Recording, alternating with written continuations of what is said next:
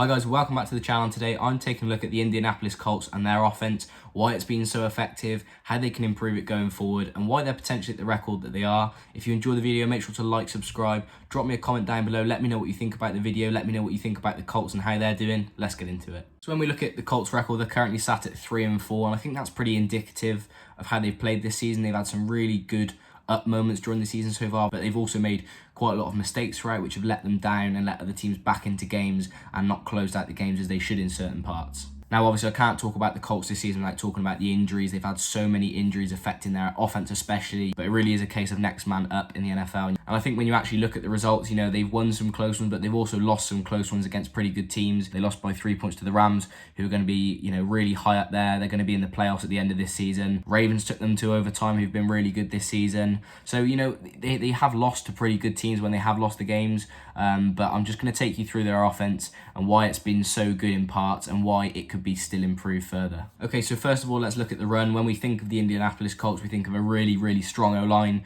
protecting the quarterback and really powerful in the run game. And it's something that we've seen this year. Jonathan Taylor's been such a good pickup for them from Wisconsin since he was drafted. He's an absolute bell cow, and he does everything that you could ask for a running back. Now, this play is just a trap out of the gun. It's quite unorthodox. You don't see trap plays often run where you let the D lineman run through the A gap, but this is actually what they're going to do here because the tight end's going to come on a wham block and just knock the one tech defensive tackle out of the way. And you can see the key block comes from the center, Ryan Kelly. Really, really nice snap, and then gets straight up to the linebacker and seals him off the front side of this play. So Taylor's got a huge running lane to go through. But he doesn't just seal him and hold his feet. He keeps pumping his legs all the way upfield, so it keeps opening that hole more and more. And then when the linebacker tries to shed and go inside to bring down Jonathan Taylor, he makes such quick cuts. He doesn't have to slow down to change direction at all.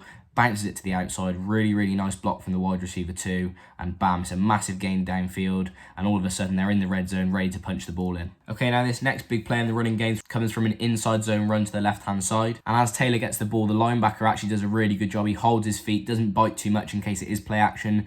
Then as soon as he sees Jonathan Taylor gets the ball, he runs downhill really, really fast into where the B gap was. But you can see Chris Reed does an absolutely superb job. Remember that it's inside zone, so they're all zone blocking. They're not just sticking on a man. They get good double teams initially to make sure that they're resetting the line of scrimmage backwards. And then Chris Reed identifies that that linebacker's coming up to try and shut the hole. He disengages really, really nicely off that defensive tackle, gets across to that linebacker and shoves him well out of the way. And gets a really nice pancake, shoving him to the floor. And because they got that double team, him and the right tackle, because they got that bit of initial push, it makes that hole so much bigger for Taylor to go through. And once he's got that gap, he just pins his ears back, goes, and he gets a massive gain downfield. Great double teams, and I love the vision for the O-lineman to keep their head up, watch where the linebackers are coming from, and make sure that they're blocked off too. Okay, and the last run that I'm going to look at is going to be a split zone run. So again, all that's going to happen here is they're going to get really, really nice double teams and seal off the D lineman. That was a common theme that I saw from the 49ers game. The 49ers D lineman didn't really have any penetration at all. When the Colts double teamed, they double teamed really, really nicely and effectively. They had good communication of when to move up to linebackers. And you can see here, so Jonathan Taylor's just going to get the handoff, and as he does, the tight end's going to come around the back on the wham block off Bosa and open up that massive hole. And the right tackle here is also going to kick out and try and force his defensive edge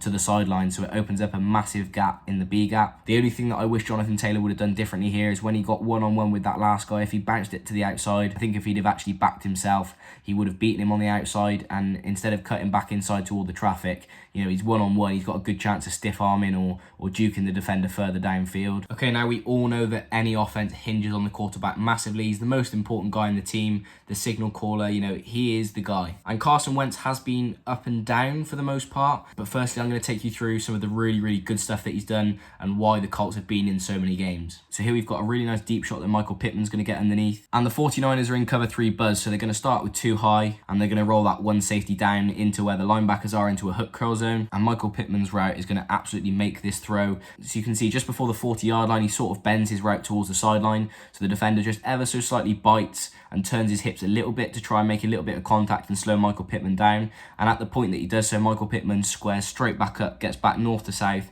and sprints downfield. But you can see here in the pocket, Wentz is actually getting a little bit of internal pressure from the right-hand side, and also the left tackle's getting beat on the outside. So you can see how he navigates the pressure really nicely. A sign of a good quarterback is his mechanics are the same under pressure and when he's not under pressure. He realizes that, you know, you've got Bosa on that side, he's probably coming soon, so he steps up really, really nicely, managed to avoid both the defenders from getting to him, and steps up really nicely into the throw to unload downfield to Pittman. Okay, now this next play is also very clever. So this is out of a trips look, and all they're going to do is they're going to motion in the slot guy and see if the linebacker follows, which he does. He follows with him, and then he motions straight back out to the flat. So Carson Wentz immediately knows that he's got man coverage here, and the two wide receivers are going to come together a little bit just to see if they can try and force a mistake from the defenders in taking the wrong man. The number 2 receiver breaks inside on a skinny post, while Pittman breaks back to the outside on a fade route. And, you know, you might think that I'm stupid, you might say that I'm overrating him, but I think Michael Pittman is genuinely one of the better X receivers in the league right now. The way that he goes up for the contested catches, the way that he comes down with so many of them,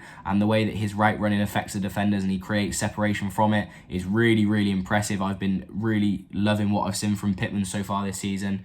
And you can see here, this is a perfect throw from Wentz. Yes, it's not a touchdown because there's PI, but it takes them all the way down into the red zone where they do eventually get the touchdown. This is a perfect back shoulder throw, so if the defender wasn't draped all over Pittman, this would be an easy touchdown for him on the back shoulder. Okay, and just one more point on Wentz. Obviously last season and in the past, you know, they've had Phillip Rivers, Andrew Luck could move about a little bit, but, you know, Wentz has really added a dimension in the running game. He's a dynamic runner and someone who's actually quite aggressive in the running game as well. You don't see him slide an awful lot. He takes it into contact and isn't scared to get a few extra yards for his team. You can see here, so you've got a dig route and a deep post. You might say that once he'd navigated that pressure, he could actually try and look to hit one of these wide receivers, but I think that Wentz actually does really well all in all to escape the pressure because there was 3 guys sort of converging on him, and as soon as he gets past those guys, he doesn't try and stand around the line of scrimmage and look for a pass. He does the sensible thing, just gets his head down, goes downfield and gets a really nice game for it. And as I said, doesn't slide down, gets those extra 2-3 yards for his team. Okay, and now this is just quite a simple one.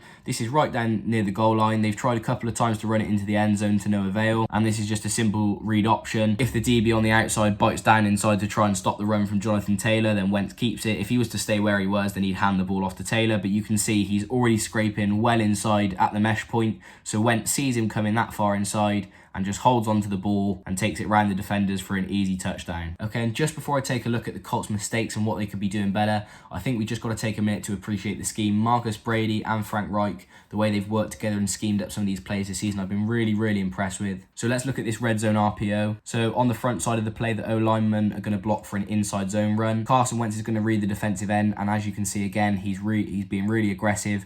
He's keying in on the running back. So then Wentz makes the easy decision to pass the ball. And then the route concept that they've got is really clever as well. They've got Michael Pittman, one of the biggest receivers, on a little in route, but then he sort of stops. He makes it look like a curl and he puts his hands up, which is a really good indicator to the refs that he's actually going to receive the ball. I don't think it's ever designed that Pittman's going to receive this ball unless there's a massive blown coverage. He is simply there to run the pick route. And then Mo Alley-Cox runs a perfect route into the flat. He holds the DB in front of him before waiting for Pittman to run his route. And then he literally just uses him as a screen like you would in basketball, breaks out to the flat, catches the ball and runs it in for a touchdown. It's beautiful scheme how they've worked this play. I absolutely love this. Okay, now just the last point on scheme. This is a perfect play again. The Colts had run screens and stuff into the flat really, really nicely all night, and it's one of those coaching points that the 49ers coaches would have been telling their players, keep watching the flats, because they were picking up such easy yards from there. So you can see here, they're in a 3-by-1 bunch offset look, and the number 1 receiver is just going to simply turn around and wait for the ball as if it were a tunnel screen, and then Zach Pascal and Michael Pittman are going to fly downfield. Pascal actually runs a really nice over. He bends the route nicely. I think Wentz could actually hit him, but he can quite clearly see that the 49ers are playing a cover 3 and that outside corner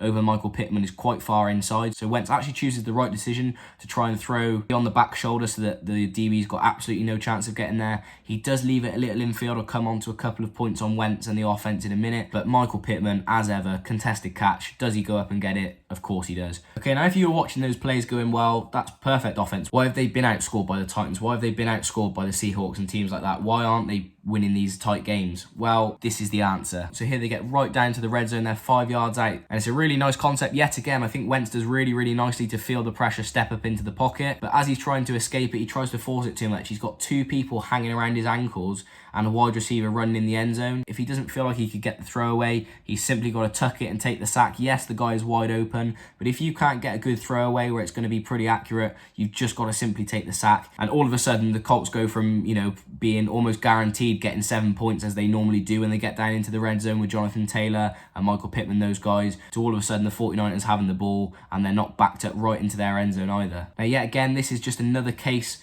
of Carson Wentz trying to force things too much. I love the fact that he's a playmaker. I love the fact that he's trying to make plays outside of the pocket and make things happen. That is the sign of a really aggressive QB. That's a guy who's going to take you to the playoffs. I like all that.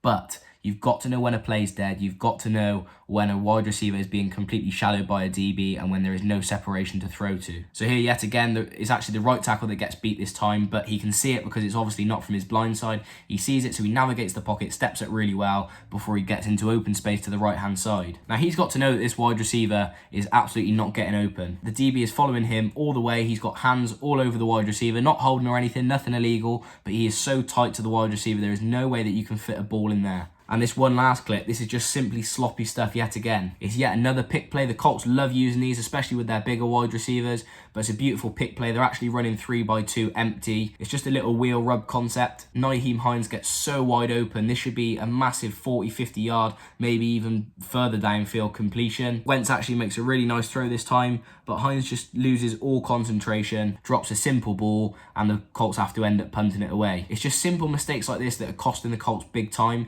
I know they won this game by 12 points and it ended up being quite comfortable, but games like this where you actually really dominate, you should be winning these by 15, 20 points. You know, you've really got to show your dominance, and it turns those small losses into small wins. It's small mistakes like this, if they cut out, they will have a really good season. But just to sum up, I've been really impressed by what I've seen scheme-wise.